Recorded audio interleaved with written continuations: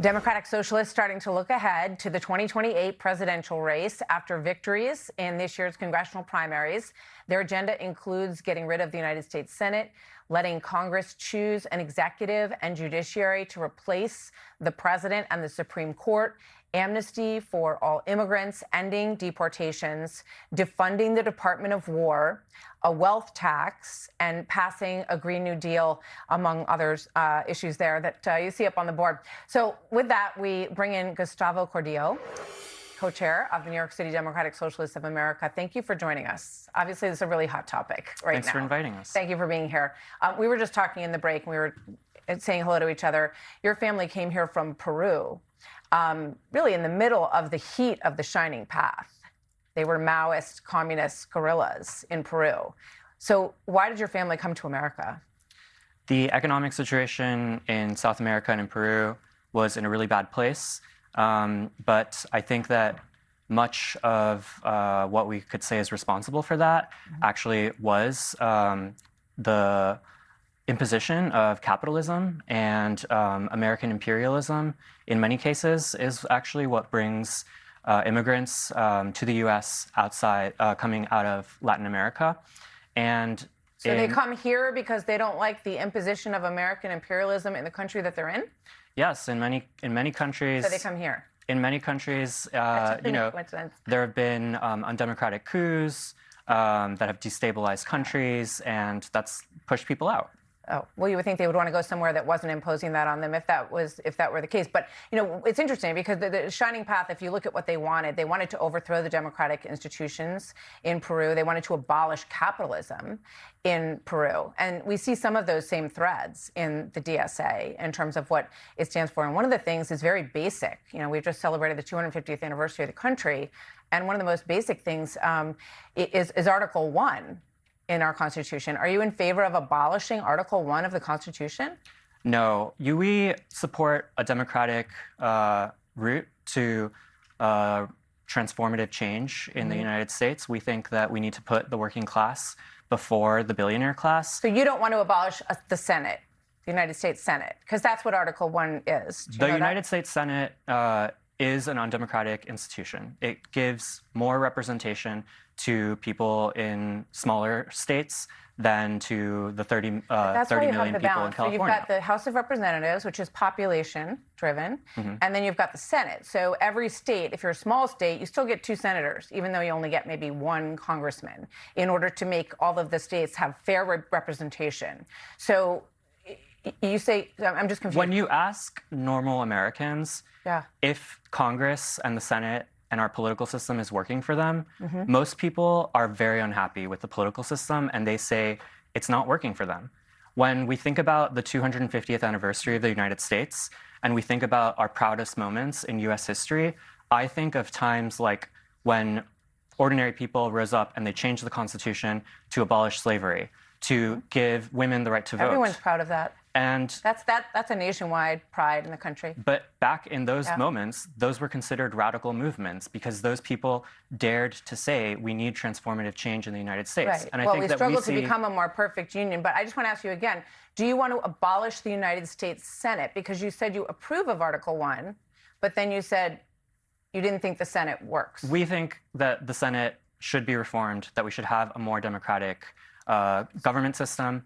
But that's a long-term change that we're seeking. And in the short term, we're focused on issues like affordability, like freezing the rent, which we've just done in New York, like creating a universal childcare system, which we're also taking steps toward doing, like fixing our energy grid. In 2023 here in New York, we passed the Build Public Renewables Act, which would create publicly owned renewable energy to have a more reliable, cheaper, cleaner energy grid. These are our immediate term demands, where we do have a long-term horizon where we do want to democratize our government.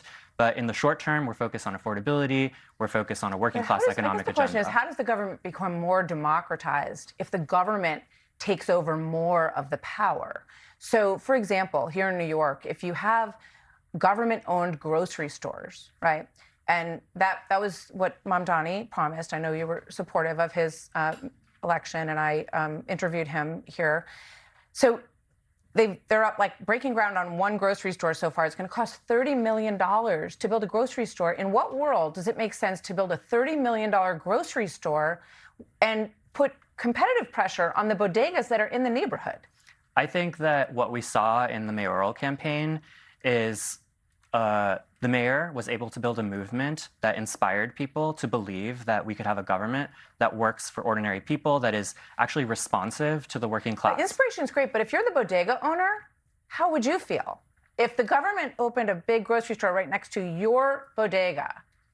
If one publicly owned grocery store that brings prices down in the neighborhood is enough to put someone out of business, then maybe they shouldn't have been in that business in the first place.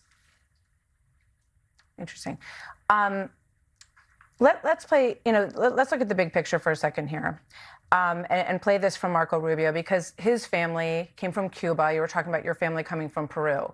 And he wants nothing of any socialist, democratic socialist, whatever you want to call it, communist presence in the United States. And he may be running against one of your candidates potentially in 2028. So let's take a look. One of the criticisms you sometimes hear of communism, for example, is that it sounds good in theory, but it never works in practice. That's actually not true. Communism does not sound good in theory. The world it envisions for all of us is small, flat, gray, leveled of all exception, drained of all that is good and noble in the human soul. What's your response to that, Gustavo? I would say that we are looking to, when we look at to take inspiration from governments abroad, we're looking at countries like Norway, Sweden, cities like Vienna that have actually created affordable housing for all under socialist governments. All of them have very active capitalism happening in those countries, though. They have big technology investments, very big companies that do well. We are still operating in capitalism. Yeah. We're trying to pass transformative reforms to create an economy that will work for the working class.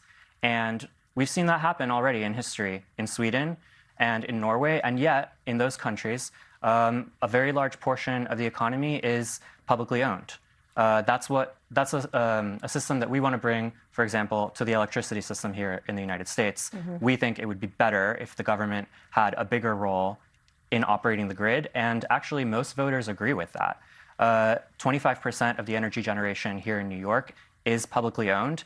It's the most affordable energy. Well, there's always been a New York Power Authority. In fact, my grandfather served on the New York Power Authority many years ago. And so there is a public role, I think, for that. But then you look at like these wind farm projects that were so, completely unaffordable. And they basically had to scrap all of these wind farms because they couldn't afford to build them. And also because they didn't go through the environmental process to prove that they weren't going to damage the ocean.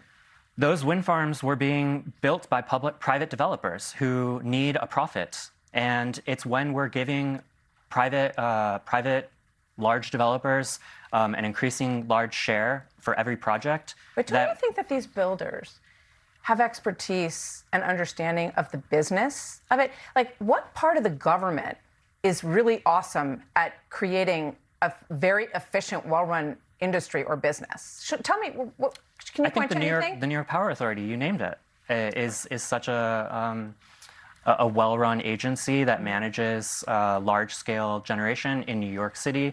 Our water is municipally run. It's some of the best water in the country. Well, those things have been in place for decades, as I just pointed out. But the question of whether or not you want a larger role for the government is one of the big questions here. Let's take a look at the homeless encampment that has just sprung up along West 45th Street. And this is after Mayor Mamdani is in office. He doesn't want to remove any homeless people from the streets. And it's causing a lot of problems for the small business owners that try to have a company, a business along that route.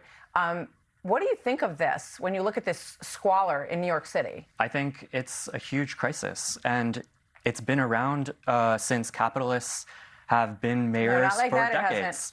Yes, it has. Not like that. I've been here for a very long time, and these things come and go. Mayor Adams actually removed the homeless encampments from the streets because they're not safe for the people who live there, and they're not safe for the people who live around them. The problem we're facing in our housing system is that we talk about tenants and we say they have to pull themselves up by their bootstraps. They have to be responsible financially. But when we look at the landlords, we don't use those same standards. Landlords in New York have been making a 12% return on their investment on average. How much should they make? What's fair for the landlord to make if you don't like 12? They're complaining that 12 is not enough. And we don't think that anyone should have a constitutional right to double-digit returns on their investment. That's why we've implemented... No one should have a right to a double-digit return on their investment. No one has a right. That's not... What are you talking no about? one's in that. That's not in the Constitution. But what we see is that when we implement a rent freeze, we have landlords who are crying that the government is going to put them out of business. They're trying to run a business, and they're trying to do it effectively. No, are all landlords perfect? Are some landlords lousy? Of course they are. But I just think that the idea that no one should make a double-digit profit is the antithesis of the desire to, like, you can be anything you want to be in New York. I actually, and this goes to an issue of something that you mentioned. You called the police commissioner of a Skyan billionaire family, the Tisch family, Jessica Tisch. And I just want to, she's serving the city. Obviously, she doesn't need to work. She comes from a very successful family. They were immigrants from Ukraine and Poland. And they bought a rundown hotel in New Jersey, managed to turn it around, managed to make a profit on it, managed to make a business, and they became very successful. But she chooses to oversee the police code. And I did an interview the other day, just in terms of defunding police, with two hero police officers who saved a woman who wanted to take her own life on the Brooklyn Bridge. And it made me think about this issue of, well, we need more mental health professionals than we do cops, and we should have fewer cops. And I just want to play this quick soundbite for you and get your reaction to it. His first job was flipping burgers at a Jack in the Box because he needed a job to get an apartment, put a roof over our heads. He sold men's clothing at the men's department at JCPenney's, and he worked his way up to General Motors. And look at where I am now. My brother is an ER doctor. My sister is a psychologist at the Cleveland Clinic. Look at where we are now in just one generation. All right, that was another example that I have. So we'll switch gears for a second. That's Aisha Hazmi. She works here. Her family immigrated from Pakistan. Mm-hmm. Her father flipped hamburgers and worked 3 jobs in order to put his kids through college, and they became successful. Is that your idea of the American dream?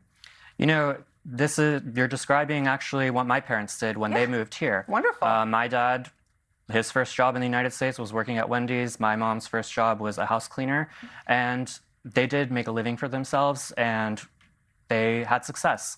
At the same time, I think that they're an exception. When I see the people of my generation, my friends, they feel like they can't afford to have a family anymore because the prices have skyrocketed so much. New York City has become such a playground for the rich that young people, they feel like they can't live here and have babies anymore. And that's why we're implementing... The early immigrants had like 8 babies in a tenement apartment in New York. They didn't think about whether or not they could afford 8 babies. They were like, okay, we're just going to embrace life, and we're going to have a big family, and we're going to figure out a way to make this work. I don't think that returning to tenement squalor is I'm not any suggesting basis people should. I'm just for saying a that that's political what agenda. happened, and then the generations became more and more successful over time. I think that what's happening now is people are struggling against the economic reality. They're coming together, and they're organizing for a new political and economic system. All right. We're going to be watching the progress of your group, the DSA, and you had some big wins in recent primaries. It's a very interesting debate to have about what makes this country tick and who we are. So I thank you very much for joining me. Thanks, Gustavo. Thanks Good to have you with us today. So reaction from Clay Travis and Democrat Melissa DeRosa coming up next.